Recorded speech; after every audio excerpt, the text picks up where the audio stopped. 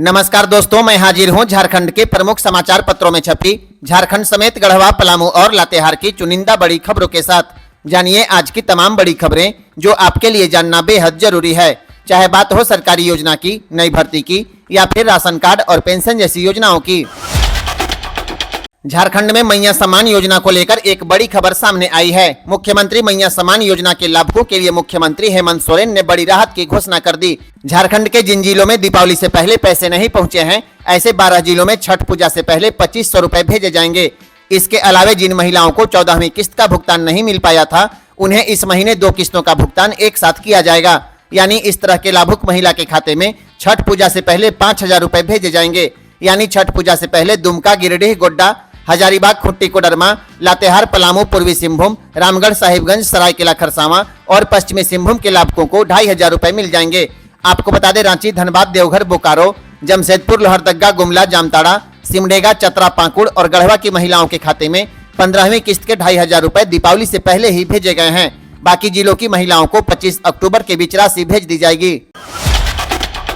गढ़वा जिले से एक बड़ी खबर सामने आई है। मेराल के राशन गोदाम से 2765 क्विंटल राशन गबन के आरोपी जनसेवक दीपक कुमार चंचल को गिरफ्तार कर लिया गया।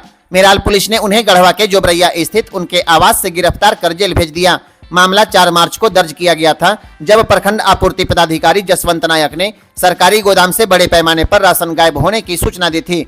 उस समय के जिला आपूर्ति पदाधिकारी रामगोपाल पांडे की जांच में पता चला कि 2765 क्विंटल अनाज गायब है। इसके बाद तत्कालीन डीसी शेखर जमुआर के निर्देश पर प्राथमिकी दर्ज की गई थी। मामले में 94 लाख रुपए की वसूली का मामला अभी न्यायालय में लंबित है। सरकारी चावल और गेहूं के इस बड़े गबन की जांच अभी चल रही है।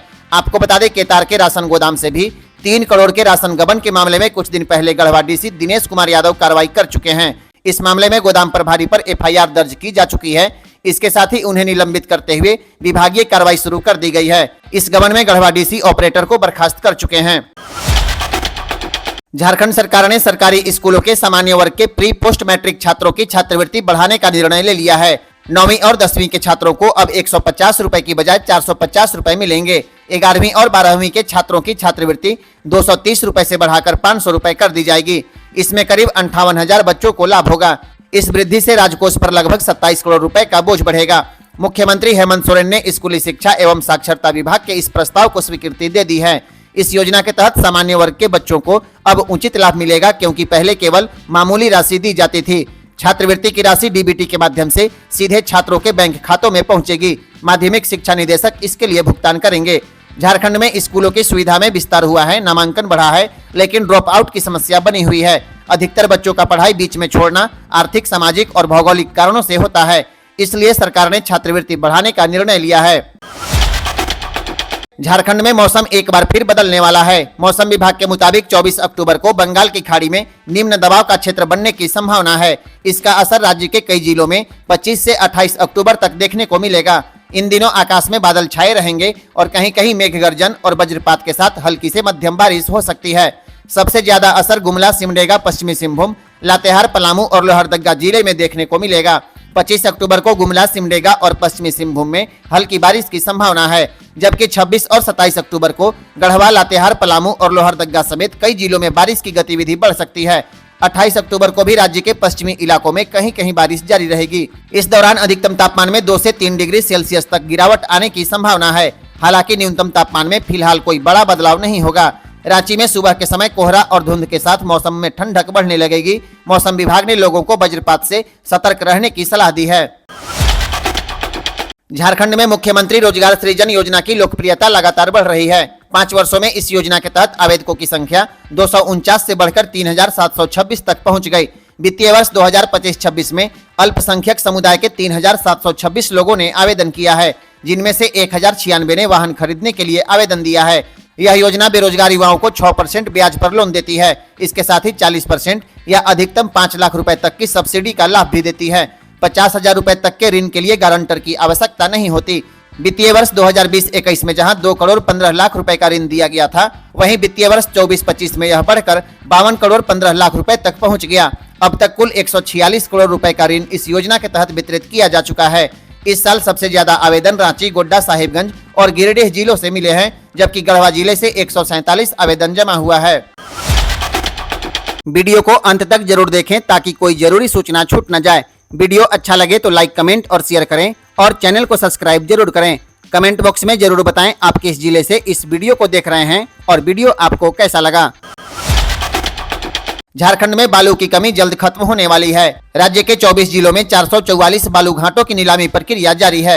इनमें से 15 जिलों में नीलामी पूरी हो चुकी है, जबकि 9 जिलों में प्रक्रिया जारी है। हालांकि बालू घाटों से निकासी पर अभी झारखंड हाईकोर्ट की रोक 30 अक्टूबर तक बनी हुई है। कोर्ट में पेशा नियमावली को लेकर सुनवाई चल रही है। खान विभाग ने जिन जिलों में नीलामी पूरी कर ली है, वहां लेटर ऑफ इंटेंट जारी करने का निर्देश दे दिया है। अधिकारियों का कहना है कि 30 अक्टूबर के बाद ही बालू की निकासी संभव होगी। फिलहाल राज्य में बिहार से बालू मंगाकर आपूर्ति की जा रही है।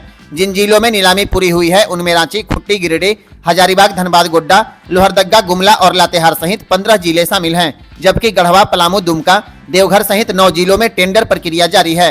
अगर कोर्ट से हरी झंडी मिली तो 30 अक्टूबर के बाद झारखंड के 100 बालू घाटों से निकासी शुरू हो जाएगी। गढ़वा का जमीन कारोबारी पीयूष पांडे और उसका एक सहयोगी रांची से हजारीबाग पुलिस की हिरासत में लिया गया है। डीजीपी अनुराग गुप्ता के निर्देश पर पुलिस ने उन्हें गुप्त ठिकाने पर रखकर पूछताछ शुरू कर दी है। पीयूष पांडे पर जमीन कब्जा करने, फायरिंग करने और आर्म्स रखने का आरोप है। इस मामले में कटकमदाग थाने में आधा दर्जन से अधिक लोग आरोपी हैं, जो अब तक फरार बताए जा रहे हैं। पुलिस का कहना है कि इस गिरफ्तारी से जमीन से जुड़े अपराध के बड़े नेटवर्क का खुलासा होने की संभावना है। पीयूष पांडे की निशानदेही पर अन्य सहयोगियों को पकड़ने के लिए दूसरे जिलों में छापेमारी जारी है। हालांकि पुलिस अभी इस गिरफ्तारी की सार्वजनिक घोषणा नहीं कर रही। रांची और गढ़वा में आपराधिक मामलों में नाम आने वाले पीयूष पांडे की हिरासत पर डीजीपी की सख्ती के बाद यह कार्रवाई तेजी से हुई है। झारखंड में नगर निकाय चुनाव की प्रक्रिया में बड़ा बदलाव कर दिया गया है। अब डिप्टी मेयर का चुनाव जनता नहीं बल्कि निर्वाचित पार्षद करेंगे। दरअसल राज्य सरकार ने झारखंड नगर पालिका अधिनियम में संशोधन कर दिया है, जिसके बाद प्रत्यक्ष चुनाव प्रणाली समाप्त कर दी गई। इसका मतलब है अब किसी भी नगर निगम में डिप्टी मेयर का पद पूरी तरह अनारक्षित रहेगा और चुनाव केवल पार्षदों के बीच कराया जाएगा। साल 2018 में डाल्टनगंज नगर निगम में डिप्टी मेयर का चुनाव जनता के वोट से हुआ था, लेकिन अब नई व्यवस्था में पार्षदों का अधिकार बढ़ा दिया गया है। इसके साथ ही सरकार ने नगर निकायों में आरक्षण नीति भी तय कर दी। अब मेयर, नगर परिषद और नगर पंचायत के अध्यक्ष पदों के लिए आरक्षण तय करने का काम राज्य निर्वाचन आयोग करेगा, जबकि डिप्टी मेयर और उपाध्यक्ष पद पूरी तरह अनारक्षित रहेंगे। इसके अलावे ओबीसी वर्ग को भी पहली बार ट्रिपल टेस्ट फार्मूला के तहत आरक्षण दिया जाएगा, जहां BC1 और BC2 को उनकी जनसंख्या के अनुपात में सीटें मिलेंगी। मेदिनीनगर नगर निगम का मेयर पद अनारक्षित रहेगा और अब किसी भी वर्ग के महिला या पुरुष उम्मीदवार इस पद के लिए चुनाव लड़ सकेंगे। झारखंड में जल जीवन मिशन को लेकर अब केंद्र सरकार सख्त हो गई है। जल शक्ति मंत्रालय के अधीन पेयजल एवं स्वच्छता विभाग ने राज्य सरकार से गड़बड़ियों और जिम्मेदार अधिकारियों पर कार्रवाई की पूरी रिपोर्ट मांगी है। केंद्र ने राज्य के मुख्य सचिव को पत्र लिखकर कहा है कि जिन ठेकेदारों या थर्ड पार्टी एजेंसियों पर जुर्माना लगाया गया है या जिन्हें ब्लैकलिस्टेड किया गया है, उनका पूरा ब्यौरा भेजा जाए। इसके अलावा उन PhD अधिकारियों पर की गई कार्रवाई की जानकारी भी मांगी गई है, जिन पर धन के दुरुपयोग, घटिया निर्माण या लापरवाही के आरोप लगे हैं। निर्देश के मुताबिक जहां जहां FIR दर्ज हुई है, वहां हर केस का 1 पेज का सारांश केंद्र को भेजना होगा। इसके साथ ही केंद्र ने झारखंड की योजनाओं की जमीनी सत्यापन रिपोर्ट भी मांगी है, ताकि यह सुनिश्चित किया जा सके कि किसी भी योजना में डबल एंट्री, अधूरा काम या डिजाइनिंग की गड़बड़ी नहीं हो रही है। बताया जा रहा है कि यह कदम जल जीवन मिशन की उच्च स्तरीय समीक्षा बैठक के बाद उठाया गया है। झारखंड में पहली बार कॉरिडोर के बाहर भी बाघों की गिनती की जाएगी। नेशनल टाइगर कंजर्वेशन अथॉरिटी की अगुवाई में पूरे राज्य में बाघों की काउंटिंग शुरू हो गई है।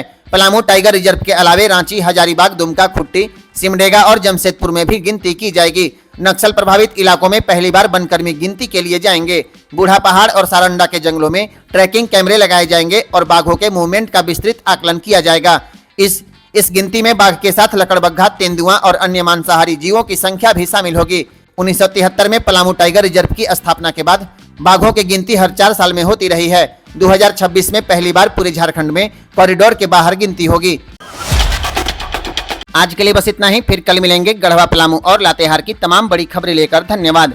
वीडियो अच्छा लगे तो लाइक, कमेंट और शेयर करें और चैनल को सब्सक्राइब जरूर करें।